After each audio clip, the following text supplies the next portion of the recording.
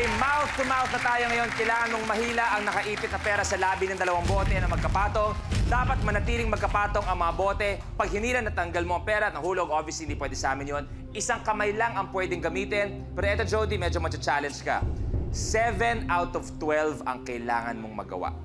Pag nagawa mo yun, 1 million pesos.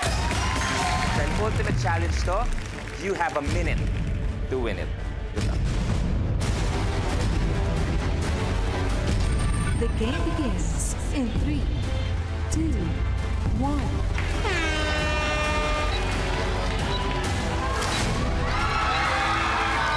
Isa!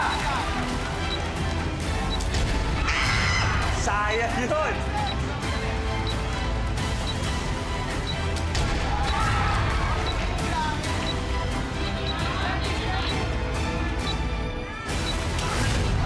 Dalawa! 7 out of...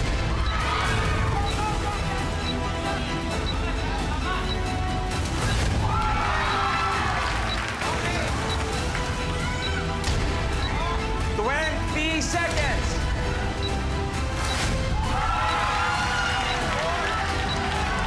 Apat na.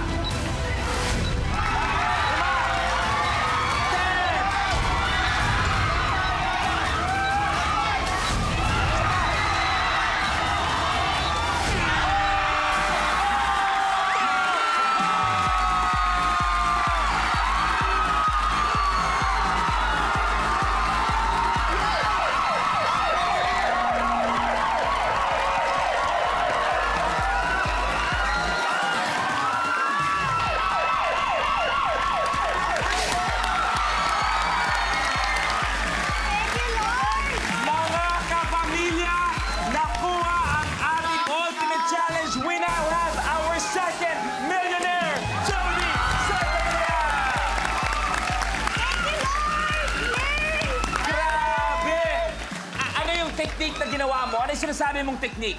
Kasi sa umpisa, pag naka-straight lang yung money, nahihigit ko siya. So, kailangan ko siyang i-fold na ganito para walang tension.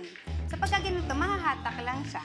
At dahil doon, yung simpleng sinabi ni Jody, yung simpleng ginawa niya, 1,070,000 pesos! Thank you! Ano sabi ko? Ano sabi ko nung simula pala? Makakuha ni Jody ang 1 million pesos! Thank you! Anong gusto mo sabihin, Judiel? Natatension pa yan, Hindi ko ito in-expect. Nung sinabi nila maglalaro ako dito, sobrang kinabahan ako. So, ayan, hanggang ngayon nanginginig ako, pero sobrang, ayun. Naging posible. Naging posible ang lahat. Kaya palapan natin, Jody, our second millionaire dito sa Minute to Win. So, nakikita po natin, kaya nakikita natin, anything and everything can happen dito sa Minute to Win It, Last Man Standing. Kaya maraming salamat sa inyong kapamilya. Sinamahan niyo ulit kami ngayong araw. Magkita-kita ulit tayo bukas kung saan every minute, every second counts with our millionaire dito sa Minute to Win It, Last Man Standing. Guys, babalik pa kayo bukas. May chance pa kayo.